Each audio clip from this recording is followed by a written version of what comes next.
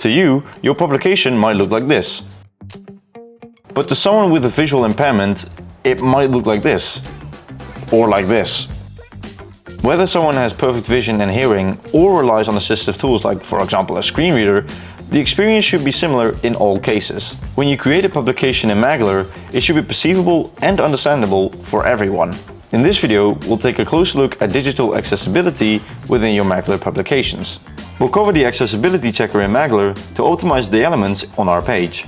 We'll set a heading type and add a description to an image. We'll set up a reading order and mark irrelevant elements as decorative to hide them from screen reading software. And, specifically for videos, we'll see where we can add a separate subtitle file to optimize them. Maglr complies with WCAG Accessibility Guidelines. The what? The WCAG Accessibility Guidelines.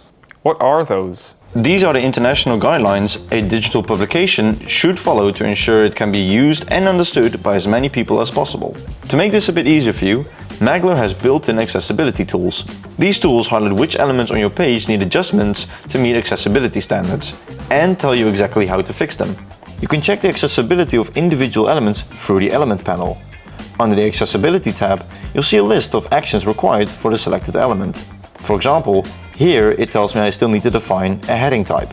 You can also open the Accessibility checker to optimize the entire page. This shows all the elements that still need attention highlighted with an exclamation mark. Like this image here, which still needs a description. Once the description is added, the exclamation mark is removed. In the Accessibility checker, you can also adjust the position of elements to create a logical reading order. This only affects the order of elements for screen reading software, so it doesn't affect the hierarchy of your elements on the canvas or in your layers panel in the Maglr editor. And, similar to your design flow in Maglr, you can add separate reading orders for both desktop and mobile. For elements that have no real purpose and are only meant to decorate your page, you can mark these as decorative. This hides them from screen reading software to keep these tools focused on the important stuff. Also saves a bit of time, as you don't need to add descriptions to decorative images. Specifically for videos that contain speech, subtitles are needed in order for everyone to understand what is being said. In the Element panel, you can upload a separate SRT file to add subtitles to your video. So it's that easy, you just fix these things and the publication is accessible to everyone? Well, that's a bit too oversimplified. Why? While the Accessibility checker is a helpful tool that covers a large part of the accessibility standards, it's important to highlight that the final responsibility lies with the designer. So it's up to you to pay close attention to correct text formatting, sufficient color contrast, the use of animations, and the complexity of pop-ups.